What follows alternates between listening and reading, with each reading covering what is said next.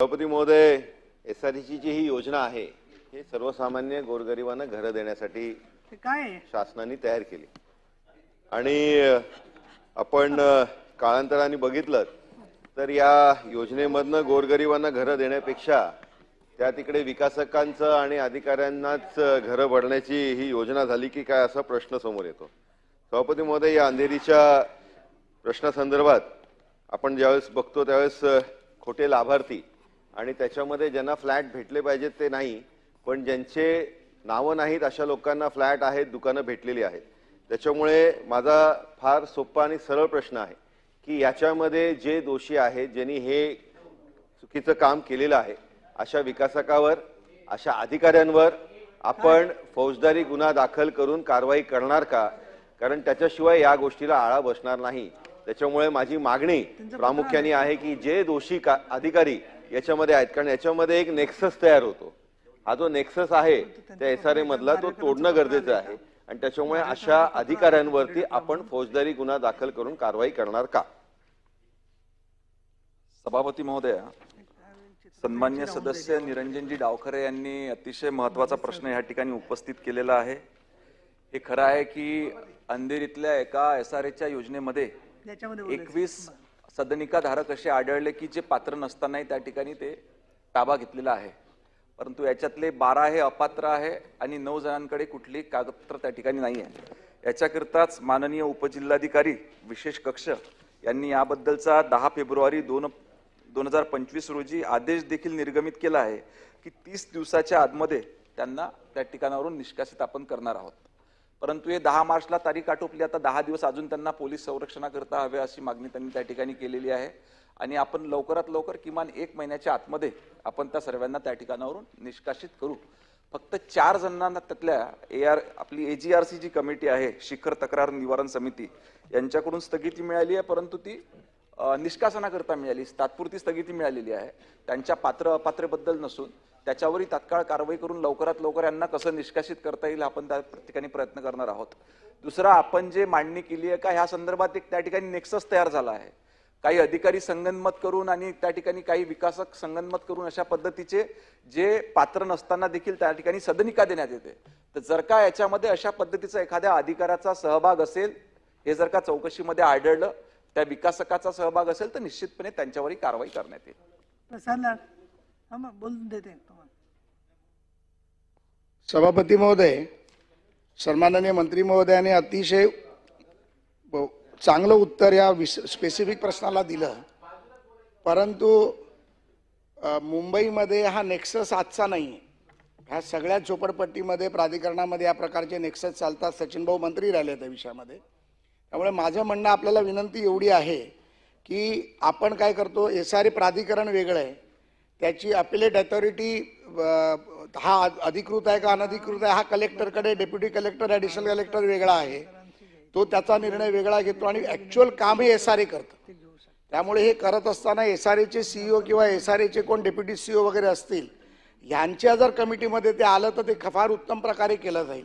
नाहीतर मग महसूल खात्यामध्ये जो अंदाधुंदी कारभार चालतो, सरकार कोणाचंही असू दे, तिथे एजंट सर्रास फिरतात, प्रत्येक जण 2.5 लाख 3 लाख रुपये घेऊन घर पात्र करण्यासाठी फिरतो, त्याचं प्रेशर एसआरएवर येतं आणि सर्वसामान्य गरीब माणूस याच्यामध्ये पिळला जातो।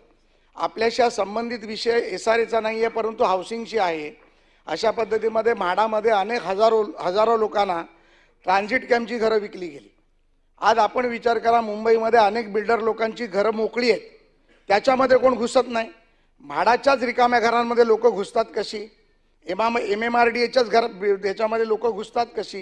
हा नेक्सस कुठेतरी अधिकाऱ्यांचा आणि दलालांचा आहे, तो कुठेतरी थांबवला पाहिजे आणि त्यासाठी आपण कुठेतरी प्रयत्न केला पाहिजे। आणि माझी या माध्यमातून एक मागणी आहे, ती तुम्ही पूर्ण करणार का बघा। 2 मागण्या आहेत। एक तर एसआरए मध्ये अशा प्रकारची घुसखोरी करून गेलेल्या लोकांची यादी तुम्ही बारकोड करून किंवा त्याचा सर्वे करून तयार करा आणि एकदा एक यादी तुम्ही प्रसिद्ध करा की एवढी लोकही मुंबईमध्ये या बिल्डिंग्समध्ये घुसखोर पद्धतीने आलेली आहेत किंवा अनधिकृत आहेत।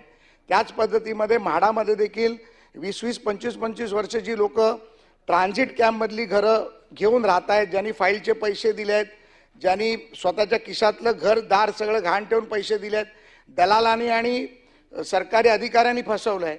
आम्ही 2013 मध्ये मी सभापती असताना, भाऊ राज्यमंत्री असताना एक प्रस्ताव आम्ही सरकारला दिला होता की त्या लोकांना आपण मिनिमम कन्स्ट्रक्शन रेट देऊन त्यांना अधिकृत करून घ्या म्हणून, आणि त्याच्यावरती अजूनपर्यंत तो निर्णय प्रलंबित आहे. मग आम्ही विचारलं तर सीओ सांगतात आम्हाला की आम्ही मास्टर लिस्टला टाकलंय, काही म्हणतात आम्ही करणार आहोत. माझी विनंती साहेब आपल्याला एवढीच आहे, मंत्री म्हणून हे सरकार आता शिवछत्रपतींच्या आशीर्वादाने सर्वसामान्यांसाठी चालणारं सरकार आहे. ही 3-4 हजार मुंबईत राहणारी लोक आहेत, ही मुंबईकर आहेत, मराठी लोक आहेत. यांना जर आम्ही BTT जाळीच्या लोकांना 15 लाखात घर देतोय, झोपडपट्टीमध्ये आम्ही फुकट घर देतोय, तर माझी विनंती आपल्याला एवढी आहे साहेब की या लोकांना एक नॉमिनल पैसे लावून ह्यांची घरं आपण रेग्युलर करणार का? आणि SRA मधल्या घुसखोरीसाठी CEO SRAच्या नेतृत्वामध्ये अतिशय चांगला अधिकारी आहे, त्याच्या नेतृत्वामध्ये एक समिती निर्माण करून ही जी ॲडिशनल आणि डेप्युटी कलेक्टरकडे ही जी पात्रताचे जे अभियान आहे ते सगळं SRA कडे फिरवणार का?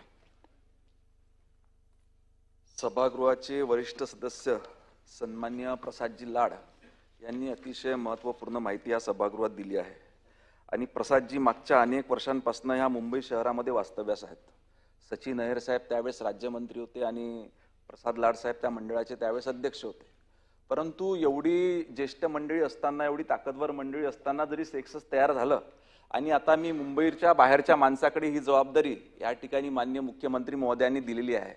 जे नेक्सस तुम्ही तोडू शकले नाही, पण निश्चितपणे आता आपण सांगितल्याप्रमाणे आता छत्रपती शिवाजी महाराजांच्या नेतृत्वात काम करणारं सरकार या ठिकाणी अस्तित्वात आलेलं आहे. तर आपण आपल्या सर्वांच्या सहकार्याने आपण निश्चितपणे हे नेक्सस त्या ठिकाणी तोडू. आणि आपण जी माहिती दिली की बाबा अशा पद्धतीने समिती म्हणजे त्या ठिकाणी CEO SRAचे आहे, त्या CEOच्या अंतर्गत ना राहता ह्या सुनावणी त्या ठिकाणी उपजिल्हाधिकारी, जिल्हा किंवा सक्षम अधिकाऱ्यांच्याकडे होते.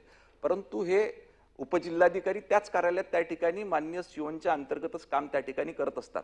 तरी आपली सूचना ग्राह्य धरून ह्या पद्धतीची एक समिती तयार करून त्याच्यामध्ये CEOचं इंटरव्हेन्शन महत्त्वाचं ठेवून त्या पद्धतीने झोपडपट्टी धारकांना न्याय देता येईल का याच्याबद्दल देखील निश्चितपणे विचार त्या ठिकाणी करण्यात येईल. आणि ही अधिक पारदर्शक होण्याकरता काही उपाययोजना आम्ही SRA मार्फत त्या ठिकाणी आता नुकत्याच चालू केलेल्या आहे. ह्या आपल्या माहितीकरता सांगतो की डोअर टू डोअर आपण बायोमेट्रिक सर्वेक्षणची सिस्टीम त्या ठिकाणी नुकतीच सुरू केलेली आहे.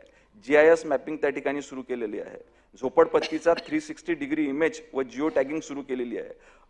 रिमोट सेन्सिंग डाटा त्या ठिकाणी आपण तयार करणं चालू केला आहे. आणि ऑनलाईन सदनिका वाटप प्रणाली ही देखील आपण या पद्धतीच्या काही उपाययोजना सुरू केलेल्या आहे.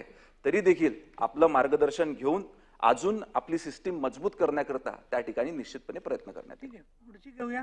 हे पहा 7 नंबर SRAचा होता. SRA बद्दलची मी आपल्याला माहिती दिली. आपण म्हाडाबद्दल देखील असं प्रश्न की ट्रान्झिट कॅम्पमध्ये अनेक त्या ठिकाणी चुकीच्या पद्धतीनं लोक राहतात, त्याची देखील आपण स्पेसिफिक जर का एखाद्या ट्रान्झिट कॅम्पचं उदाहरण दिलं तर निश्चितपणे त्याची तात्काळ चौकशी करण्यात येईल आणि दोषींवर कारवाई करण्यात येईल. ठीक आहे, मला असं वाटतं उत्तर समाधानकारक आलेले.